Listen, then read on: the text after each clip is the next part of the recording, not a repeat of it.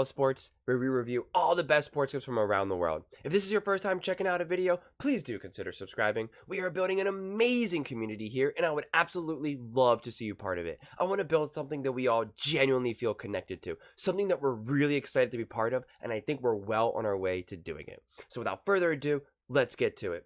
We're watching a clip of First Things First, talking about Russell Wilson. And I guess there's some of these rumors going around that he's going to end up with the Steelers, or whether or not the Steelers should try to make a play for him. I have some pretty strong feelings with regards to this because I actually lived in Pittsburgh for a little bit. So I'm very familiar with the Pittsburgh, the city as a whole, the fan base, and all of that. So I want to look at it from not just a play perspective of like, on the field perspective, because I don't think that'll work either, but I think he could be potentially more comfortable there, relatively speaking. Depends. Like I said, I want to break that down further, but also how the fans will treat Russell Wilson. So it is a very an interesting landing place for him, and especially one that like I just said, that I actually have my thumb on the pulse of that fan base. But let's see what they have to say, and we will break it down from there. Great, but the 26 touchdowns and 8 interceptions are pretty good. So, Brew, would Russ make the Steelers legitimate contenders? No, I wouldn't go that far. No, that's crazy. I think he'd make them better, but it's hard. Look, they could be better as a team and miss the playoffs. I mean, they made the playoffs last year with 3 quarterbacks combining for 13 touchdowns and 9 picks. Russ doubled the touchdowns, didn't have as many interceptions last year. So I think they would be better, but when I look at that division, who's not making it? Like, if we think Baltimore and Cincinnati are in, and Cleveland is not going anywhere, they should be better with Deshaun. And then you're not getting 4, probably not even 3 teams in that division. So, but then again, how do you count out Mike Tomlin? So I like Russ there, but I don't know that it certainly doesn't make him a contender. I don't know how the Vegas lines work. I don't know what's the connection, because Arthur Smith's the new offensive coordinator. He's never worked with Russ. Tomlin's never worked with Russ. Are we just throwing darts now? Because to me, it's Pickett was a first-round pick. Mason Rudolph took him to the playoffs. We've heard rumors that Tomlin really likes Justin Fields. Like, where do we get the Russell Wilson piece? I actually had the opportunity to speak to Russ last week at Super Bowl. The commissioner had a gathering, and I got invited. I got to go, and Russell's there, and Brady's there, and Peyton Manning's there. And Russ came up. We did the bro hug thing. We talked a little bit about the year, and I don't think necessarily it was as toxic as it seems in Denver. I don't see him necessarily being back in Denver, but I also know the financial, restrictions of getting a Russell Wilson. You got to pay this guy top dollar. You need to see. You got to pay him top dollar? Do you really? Well, if they cut him, if they cut him, then you can get him and you got to pay him. But I think they're not going to just cut him. I think they're going to look for some trade partner. What is your feeling? No, I'm not hearing. I'm just watching. Like, I don't have the one of the things. Listen, Broncos aren't going to give him away just for nothing. Like, if they can get, so they're not just going to cut him and let him. They might, but if there's a trade partner, you better believe. Sure, they'll try to get if there's a trade, I just don't think there's going to be. So here is my answer: is no, he would not make them legit contenders. There's not a team in the league that is a Russell Wilson away from being legit contenders. Yeah. That's the thing. And maybe it sounds harsh, but Sean Payton, who I know you know very well. That's my guy. Right, that's your guy. Sean Payton got a year looking at him and appears to have said, we don't really have another quarterback in-house. We have Jarrett Stidham. We have the 12th pick of the draft. It's $85 million to move off him. Biggest dead money hit by a factor of 2 in NFL history. Yeah, we're going to do it. We're going to move on. And so I think that we are in a weird spot where people are even still a little behind on where Russell is as a player. And again, I'm not acting like Mahomes Mountain is gospel, but to use it as a reference point, if we put it up, I don't know. No, but Brew, here's my point. But he's on the bottom row.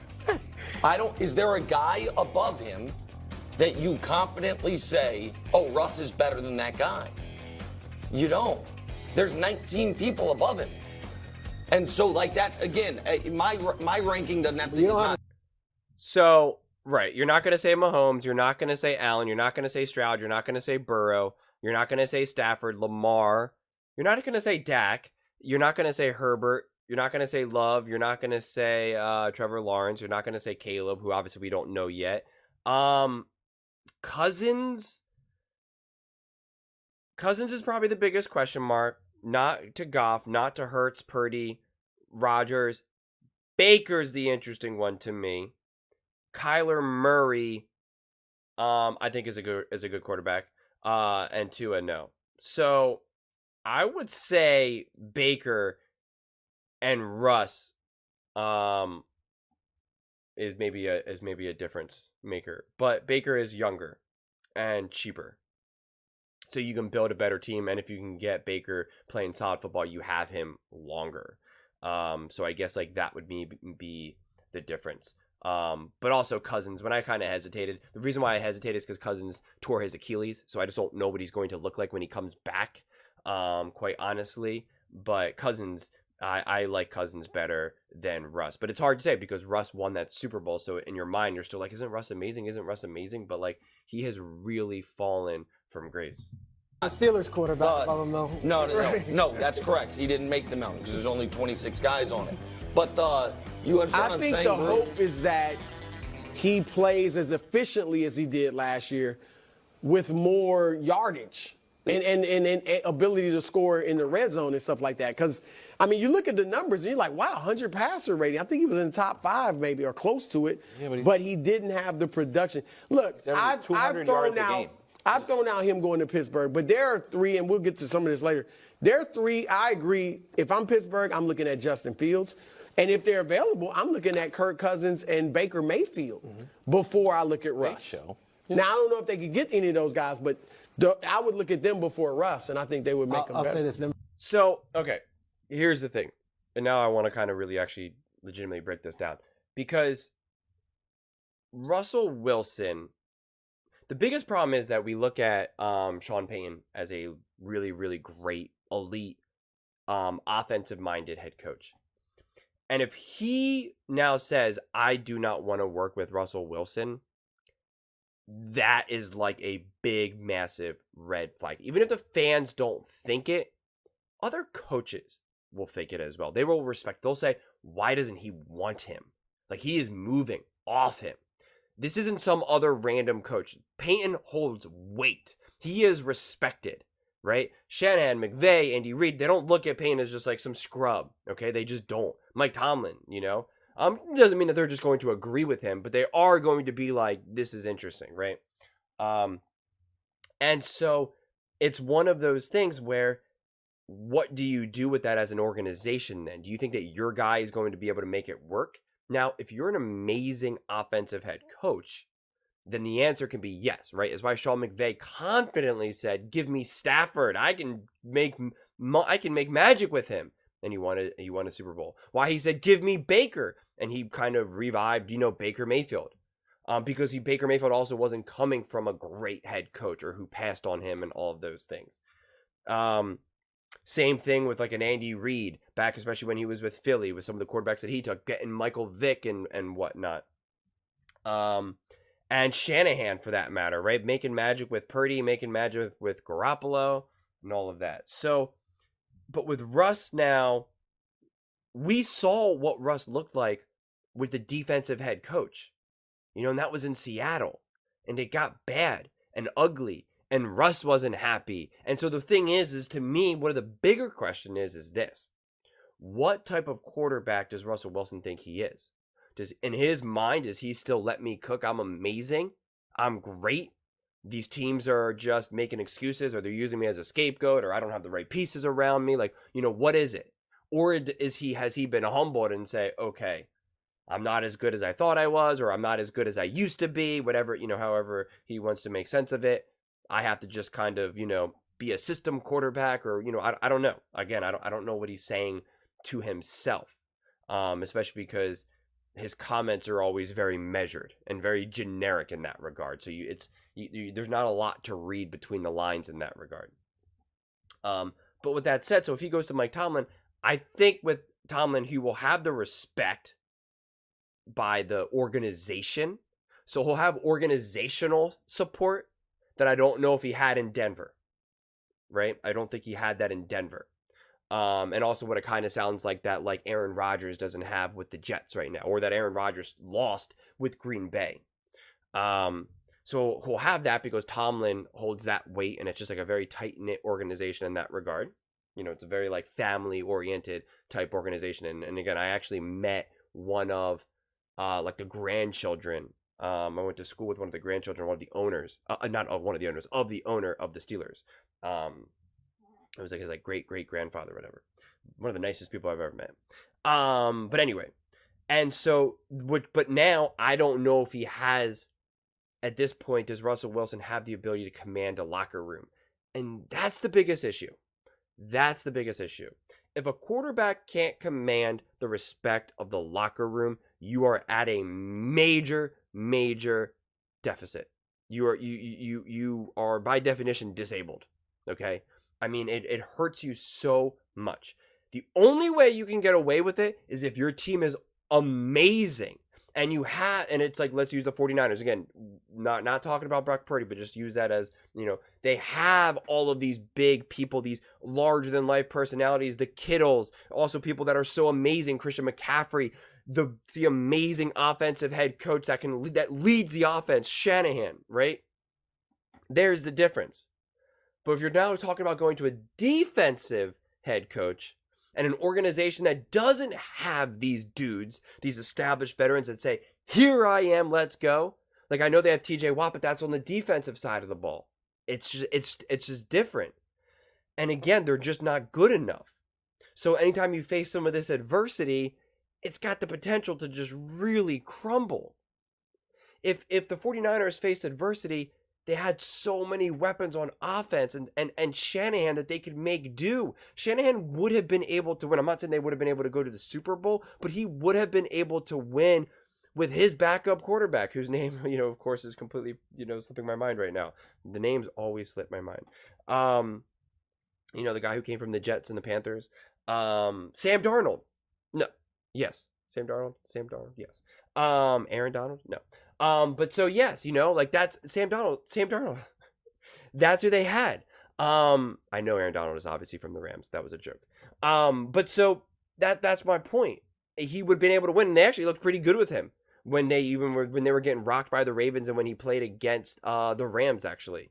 Right? You can see Sean McVay make do with Carson Wentz when Stafford wasn't in, or the season before with which is what I said with Baker Mayfield. You could see that happen.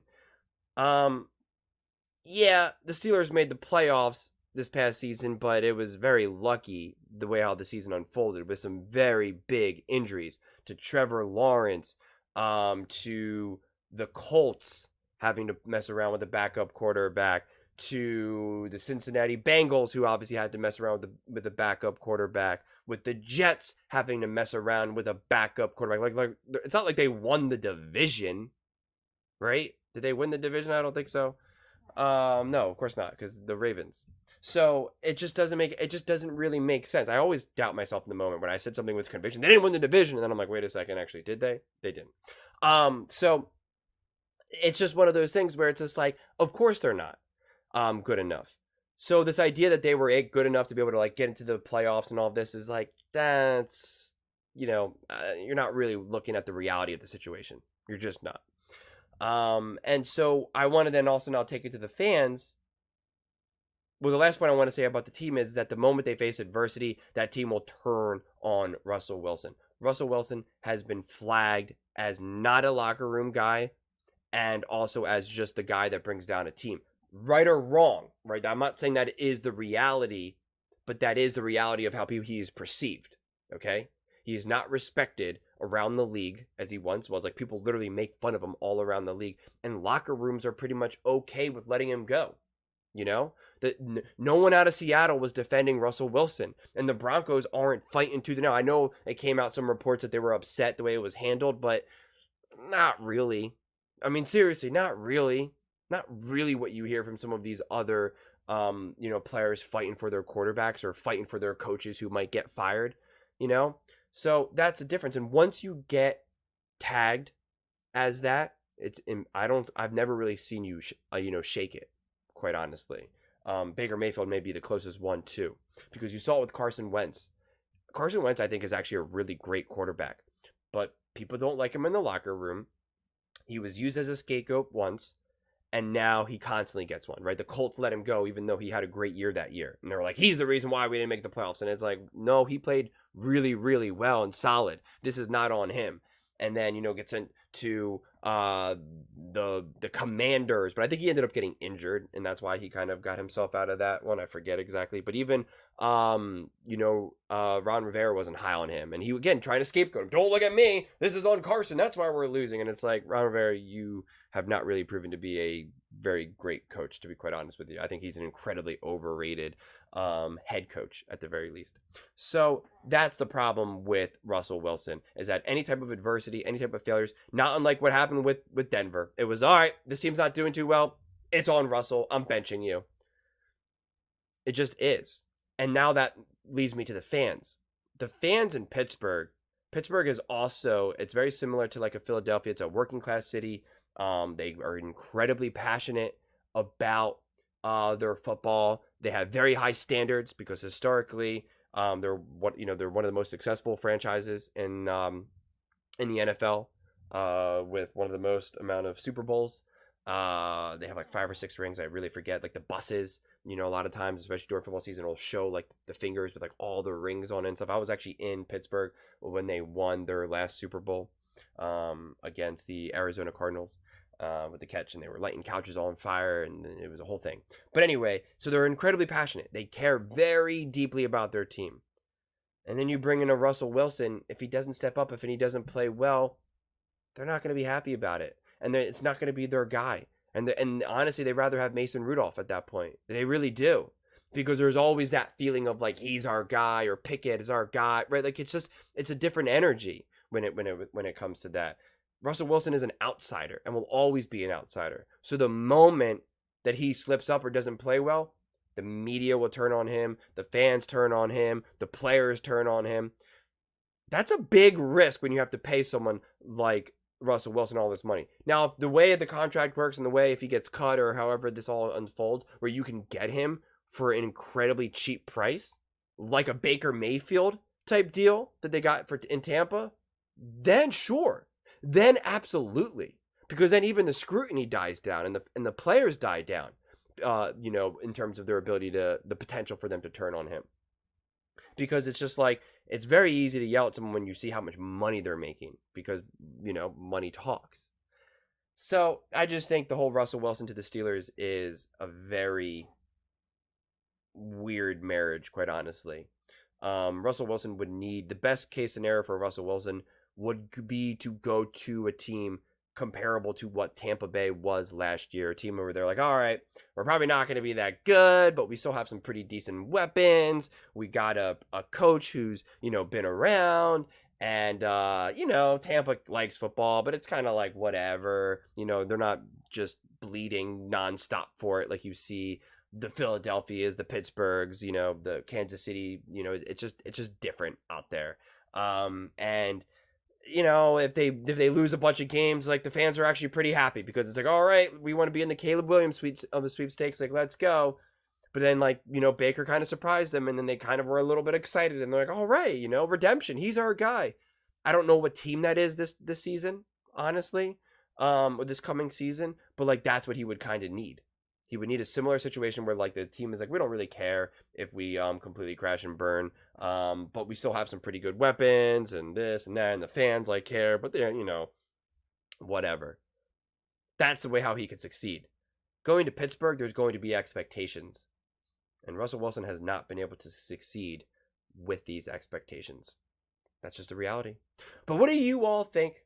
I would absolutely love to hear your thoughts on this one. If you think what I'm saying is the most ridiculous thing you've ever heard, please let me know in the comments below. If you think what I'm saying is the most amazing thing, then definitely please let me know. Either way, let's get into some discussions. Let's get into some fights. But ultimately, let's just have some fun.